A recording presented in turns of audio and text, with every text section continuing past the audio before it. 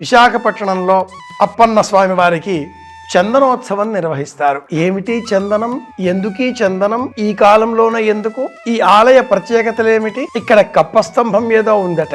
ఇక్కడ చందనోత్సవాన్ని వైశాఖ శుద్ధ తదియ, వైశాఖ శుద్ధ పౌర్ణిమ, జ్యేష్ఠ శుద్ధ పౌర్ణిమ, ఆషాఢ శుద్ధ పౌర్ణిమ, ఇలా వసంత గ్రీష్మ ఋతువులు 4 మాసాలకు సంబంధం వచ్చేటట్లుగా, మరీ ముఖ్యంగా వైశాఖం, జ్యేష్టం, ఆషాఢం అనబడే 3 మాసాలకు సంబంధం కలిగేటట్లుగా 2 ఋతువులలో అప్పన్నకు 120 కిలోల చందనాన్ని అలదుతారు. వరాహ ఆననం, మానవ దేహం, సింహం తోక, పాదాలు కప్పబడి కనిపించకుండా ఉన్నటువంటి పర్వత రూపం, ఉగ్ర రూపం.